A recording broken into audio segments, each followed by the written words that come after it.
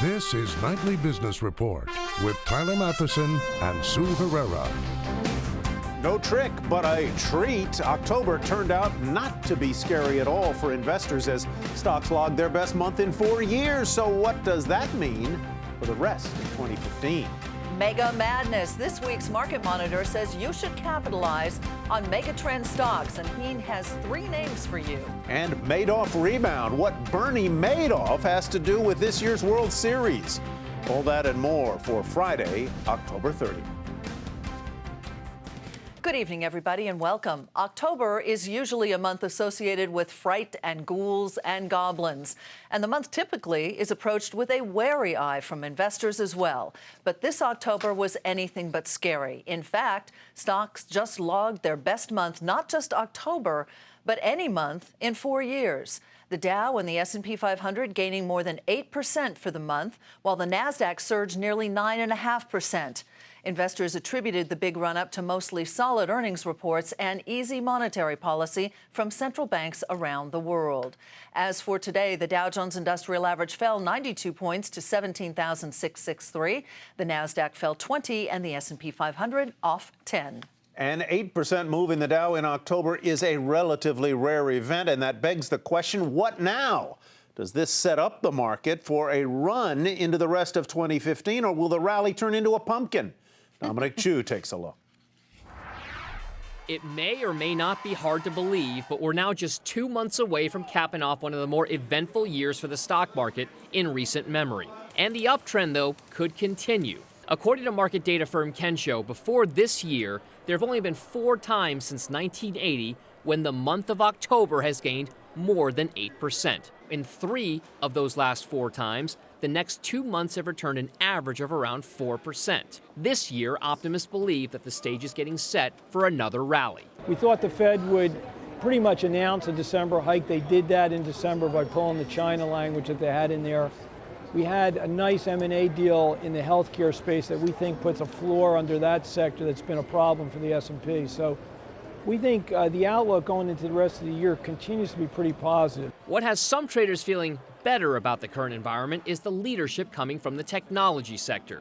Companies like Google parent company Alphabet and social media giant Facebook have been soaring. The tech sector is the largest in the S&P 500, and some money managers are looking for opportunities there. I like information technology right now. You've seen a couple of the large cap names in information technology have really turned a corner. As they move from that traditional license sales business model to a subscription business model, the nice thing about that is if you take a look at a Microsoft or an Adobe, they've passed their peak point of execution risk, and I still think there's revenue growth ahead. Of course, nothing is ever certain in the markets. There are a host of reasons why things could get derailed, like uncertainty about interest rates here, as well as a slowing economy and worries about what's happening in China.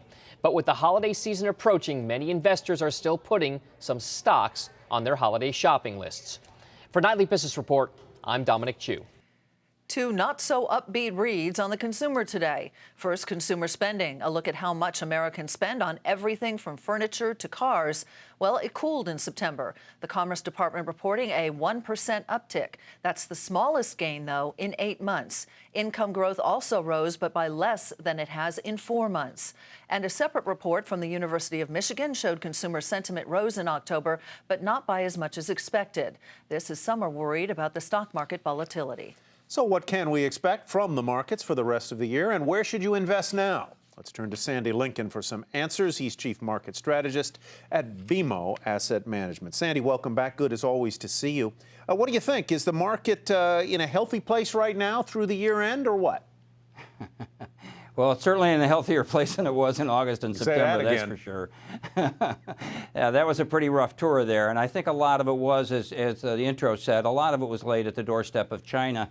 And obviously the currency devaluation, and that sent markets tumbling. And then in September, when everybody was expecting the Fed to potentially raise rates, they not only didn't raise rates, but they doubled down on the China syndrome, mentioning that as a potential drag on the economy as well, and part of the reason they didn't raise rates. So at the year-to-date numbers in the early October, Tyler, I think the S&P was off 6 or 7% in negative territory. Now we've made all that ground up, as your intro set up very nicely, and we're up for the year with this big return we got in October. So Can how it much go higher? Sorry, Sure, Sandy. Sue, Go ahead. sorry. No, finish your thought. Well, I was just going to say, I think the backdrop has been that we overreacted in August and September, and I think a lot of what we saw in October was sort of a reflection of the fact that people recognize that really our economy isn't all that tied to China. So a lot of people, I think, made a mistaken read on the connection between us and China, and I think that's part of the recovery story in October. So as we go closer to the end of the year, how much do you think is left in this upside move in the market, Sandy? Well, I wish I had a precise answer for you. That crystal ball is a little cracked for everybody right now, but I think in general there's a little more upside. You know, you've got some additional tailwind here from the debt ceiling deal, and a little more government spending that's going to come into play. Now, that's going to be downwind a little bit yet, but I think still it's going to be in investors' mind that that's a positive. You still got consumer sentiment, I think, pretty decent. I mean, I heard the numbers you were talking about, Sue, but I think on balance, the consumer's pretty confident. More people are employed. Maybe we get 3 to 4% spending in the holiday season. Valuations are reasonable, so you got to be very careful on stock selection in here. But I do think there are opportunities, and I think there's a better than 50-50 chance that the market moves slightly higher by the end of the year. So let's talk about some of those opportunities. I know you can pick stocks. I know you can pick sectors. Why don't you give us some names or sectors that are on your Santa's list? Okay. Well, one of those names is a company called Acuity Brands. And when you think lighting, think Acuity Brands. They have about a 17 or 18% share of the lighting industry here in North America. And they've got all forms of lighting. They manufacture it, they design it, they distribute it. And they're very big producers of what we call LED lighting, which is the coming-of-age form of lighting for both industrial and residential, actually. And it's a real good profit margin business. Costs are coming down. Sales are going up. This is a double-digit revenue gainer, a double-digit earnings gainer. Not a cheap stock, Tyler. It's 25, 26 times forward earnings. But we think the financial performance really supports the name for sure. And Columbia Sportswear, something my kids have a lot of in their closet. Yeah, I bet. And those total up pretty quickly on their cash register as well. Yes, they do. Now, we almost didn't use this name because the earnings were going to come out last night. When we sent you the name, we hadn't seen the earnings results for the third quarter, but they beat on revenue and beat on sales. And Sue, that's one of the real drivers that we're looking for. The discrimination in the market really is looking for companies that are able to improve profit margins, sustain growth rate in sales above expectations, and support earnings. And Columbia is doing a really nice job of that. They did beat on earnings. They did beat on revenues. Margins are expanding. They've got a really good lineup. Now, they can be a choppy stock, so don't get me wrong there. It can even be affected by the weather. But we think through it all, it's a pretty good name to hold in a consumer-oriented position. Sandy, thanks very much. Have a happy Halloween. Thanks. Trick or treat to you guys. Yeah, you bet. Sandy Lincoln with BMO Asset Management. Big oil surprising the street today. While sliding energy prices dealt a blow to both ExxonMobil and Chevron, their results came in better than expected. That sent shares of both companies higher.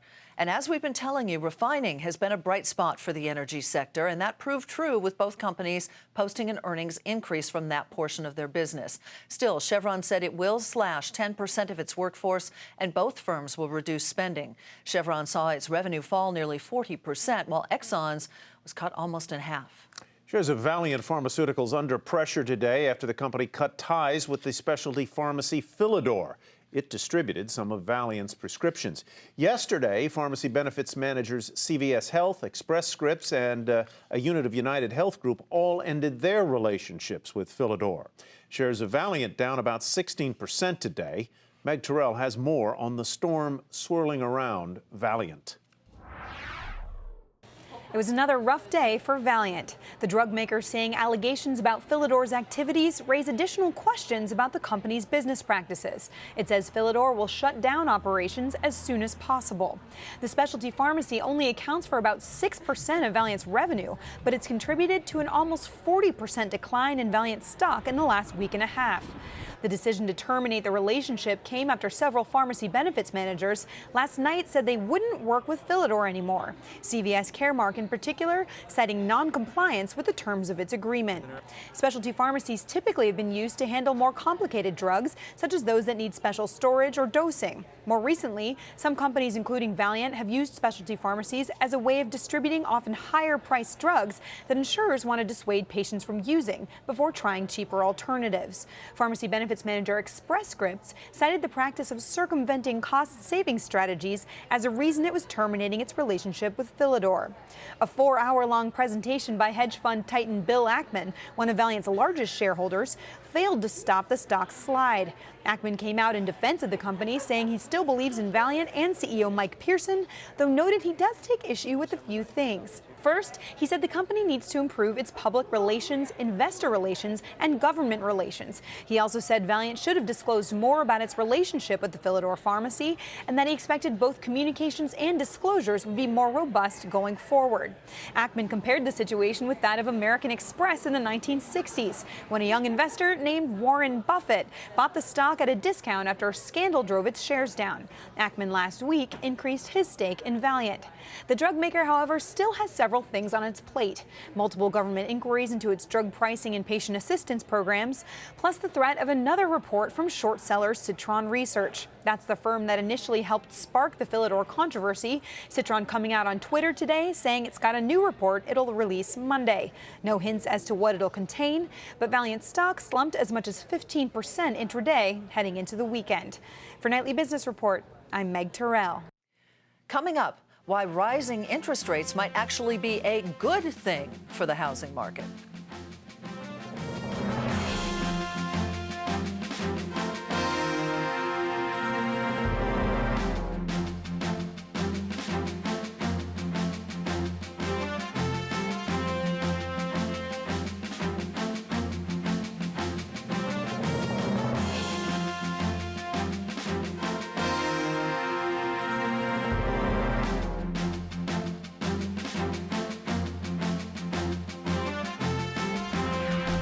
The Federal Reserve is proposing new rules to help further prevent taxpayers from being on the hook for another bailout. The proposal's goal is to work toward the end of banks being too big to fail. The rules would require 6 of the nation's 8 biggest banks to issue a total of $120 billion of long-term debt to help absorb financial losses. The banks are J.P. Morgan Chase, Citigroup, Bank of America, Goldman Sachs, Morgan Stanley, Bank of New York, Mellon, State Street, and Wells Fargo. The Fed did not say which 2 of the banks were exempt. Richmond Federal Reserve President Jeffrey Lacker was the lone dissenter in Wednesday's decision by the central bank not to raise interest rates. Today, Lacker said he wanted to raise rates because the economy is strong enough and labor markets have, quote, tightened considerably. And mortgage rates did move higher this week after the Federal Reserve did signal that rates could rise in December. Diana Olick now on how home sales could react. Home buying slowed down in September for both existing homes and new construction. Now, mortgage rates are edging higher and could jump even more if the Federal Reserve raises rates in December. While it seems like higher rates would only hurt, the CEO of one of the nation's largest builders, Pulte Homes, argues they could actually help.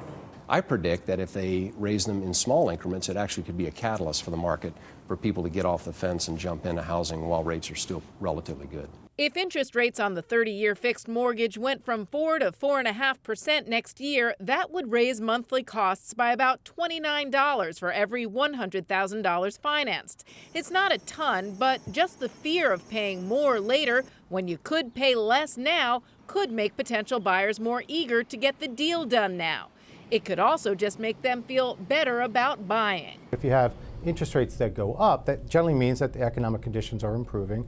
Borrowers feel more confident about their lot in life and their economic prospects through job growth and things like that, so they're more compelled to purchase. That thesis is plausible, except for the supply issue. Mortgage rates are not the biggest headwind to housing right now. It's lack of homes for sale, lack of construction, and consequently, home prices rising far more than interest rates. 2 years ago, we were talking about sellers being locked in. They loved their mortgage and hated their house and decided to stay put. Will this mortgage increase if it happens? Will that make them again hesitant to add to supply? And that supply we desperately need in the housing market right now. In other words, rising rates could impact sellers more than buyers. For Nightly Business Report, I'm Diana Olick in Washington. Shares of AbbVie surge on an earnings beat, and that is where we begin tonight's market focus. The drug maker hiked its outlook for the year as its profit and revenue easily topped consensus.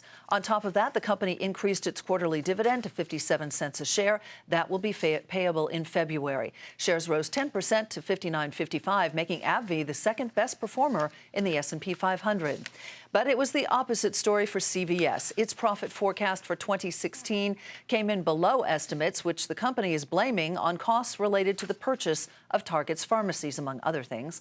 Earnings missed consensus for the first time in 6 quarters, which it attributes to another acquisition and generic drugs. Shares were off nearly 5% to $98.78. An increase in sales of generic drugs helped Mylan post an earnings beat. Revenue was short of forecast, but the company also announced it will continue to strongly pursue its bid to buy Perrigo. Shares were off more than 3% to $44.09. Colgate's earnings were in line with consensus while revenue missed. Quarterly sales fell as the strong dollar weighed on the toothpaste maker. It expects full-year earnings to be lower than predicted. Shares fell 4% to $66.35. Anheuser-Busch InBev saw its shares rise despite posting results that missed on both the top and bottom lines. Volatile currencies weighed on results. Still, the company did hike its dividend. Shares were up more than 1% today to $119.33.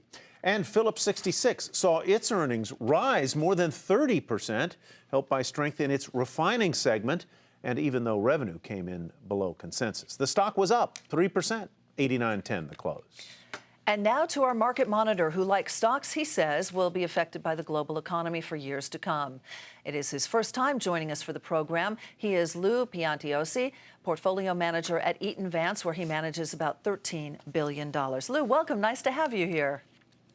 Thanks for having me. So tell me how you come to the consensus that you want larger stocks that affect the global economy. Yeah, I mean, when we look at the environment that we're in, there's so many cross currents, and when it comes to global economies, what's going on in emerging markets, Europe pretty stagnant growth, and the U.S. seems to be in an environment where we're in a kind of a 2 steps up, 1 step back environment.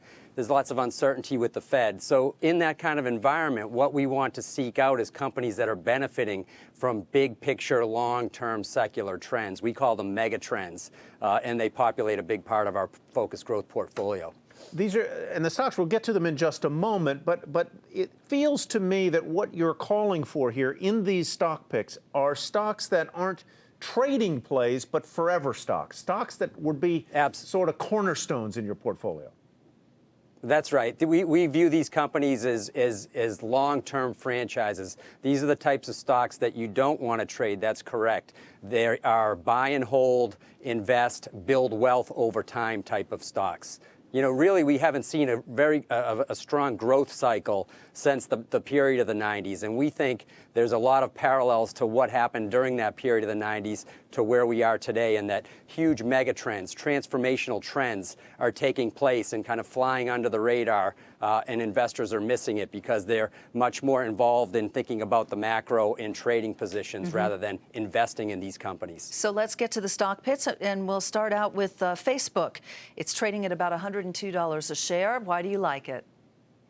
Yeah, Facebook is a company when I talk about, and I've been talking about this one for a couple of years now, when I talk about it today, people say I missed the stock. And my argument is you haven't missed anything. They'll likely end this year with about $17 billion in revenues, which is pretty remarkable considering the company really wasn't in existence 10 years ago. But as we look at that revenue base, that's still less than 3% share of the $700 billion global advertising market. So they're growing rapidly, but we still think that they have the opportunity to double and even triple that share over the next 3, 4, 5 years. Let's go on to choice number 2, which is a stock I've heard of. It's called Amazon. Why do you love it? Again, Amazon.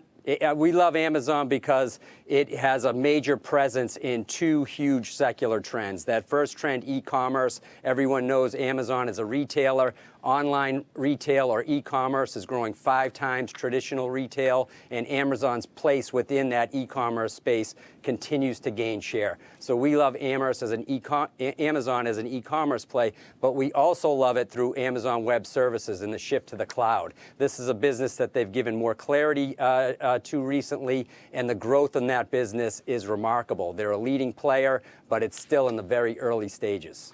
And we'll finish up with Gilead. And you say the business is misunderstood by Wall Street. How so?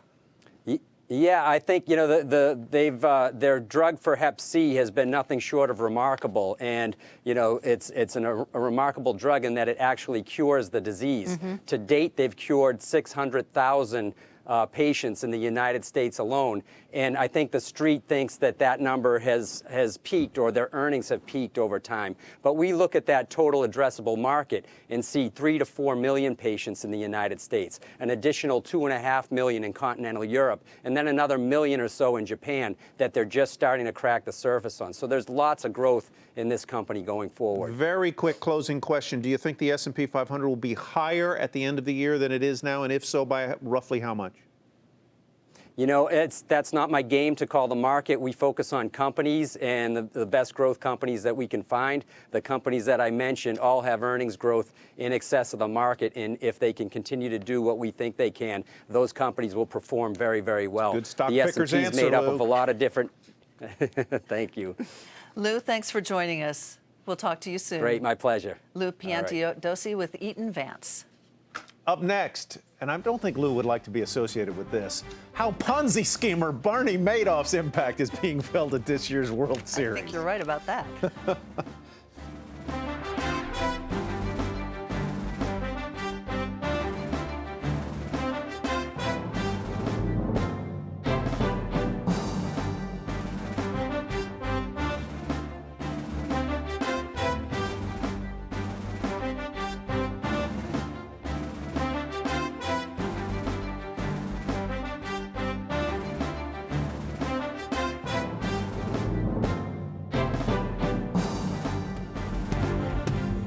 Here's what to watch for next week. Another busy earnings week. The Dow components reporting include Visa and Disney. The employment report for October is out on Friday. And also on the data front, motor vehicle sales are out, along with a read on international trade and manufacturing. And that's what to watch for next week. Tonight is Game 3 of the World Series between the New York Mets and the Kansas City Royals. And with the Royals taking the first 2 games, the series shifts to the Big Apple. And the Mets are going to need a big turnaround to survive this series. But that might pale compared with the financial squeeze they've been under. Eric Chemi is at Citi Field in Queens, New York, with a look at how the Mets survived Bernie Madoff.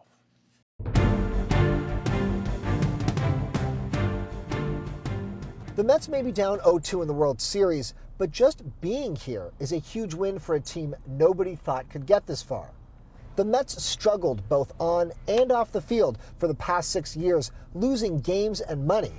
A big reason, team ownership's tie-up with Bernie Madoff. When the Madoff scandal broke, Mets owner Fred Wilpon realized his assets were worth a lot less than he thought. He had to borrow hundreds of millions of dollars to stay afloat, and is still to this day paying off settlements to the court's trustee. Behind the scenes, less money meant a leaner, and some say smarter approach to building a team through young talent. Finally, in 2015, it all came together, led by up-and-coming pitching stars who make just above the league's minimum salary. The pitching staff is young. They're going to get better, so that's the exciting part. The surprise turnaround has caused an economic stimulus in the region. Ticket prices are soaring. The average price for tonight's game is $1,800, and TickIQ says this is the most expensive World Series that they have ever tracked on the secondary market. Fans are also buying merchandise in numbers bigger than anybody could have expected. We did more business in one day when they clinched the pennant than we did all of 2014 in 365 days. Despite being down 0-2, history is on the side of the Amazons. We were down 0-2 in '86 and went down to Boston and went down there and won the first 2 and lost the next one there, but came back and ended up being the champs. While the odds of a comeback are slim, the Mets are showing the world that comebacks are what they do best. For Nightly Business Report, I'm Eric Chemi at Citi Field in Queens, New York. Game 4 of the series will be tomorrow on Halloween. And as for Halloween, Americans are expected to spend about $2.5 billion this year on Halloween candy. And for some Bay Area residents who haven't bought their treats yet, one San Francisco company hopes to come to the rescue. Jane Wells has more. Trick or treat! Homes across America are preparing for battle stations Saturday night as hordes of children invade neighborhoods in search of treats. But here's the trick. From our research, 50% of all households run out of candy on Halloween. The horror. But this is 2015, and naturally, a couple of young techie entrepreneurs have developed an app to solve this dilemma. It's called Spoon Rocket, a low-cost meal delivery business started 2 years ago in the Bay Area. So Spoon Rocket is the food button on your phone, kind of like how Uber is the taxi button on your phone. And this Halloween, it's offering to deliver bags of candy to Bay Area residents in 15 minutes if they run out, helping them avoid turning out the porch light early and incurring the wrath of egg-throwing teenage ghouls. Spoon Rocket has pre-bought $1,000 worth of candy and expects to sell it all, and not just any candy. A lot of times, families just have really terrible candy like Tootsie Rolls and Dum Dums. So we decided to offer, candy that kids really do want. The company says Halloween won't be about making money, but about marketing the business. And before you laugh that someone would actually come up with all this as a company, Spoon Rocket hopes to expand its concept of fast food delivery nationwide and has already raised $13 million in funding. That's a neat trick and a treat. For Nightly Business Report, I'm Jane Wells. Spoon Rocket, that's Tootsie Roll on line 2, I think. Exactly. Right? And Dum-Dums. That'll do it for Nightly Business Report for tonight. Have a great weekend. Happy Halloween, everybody. I'm Tyler Mathisen. Thanks for watching. I'm Sue Herrera. Have a great weekend. We will see you back here on Monday.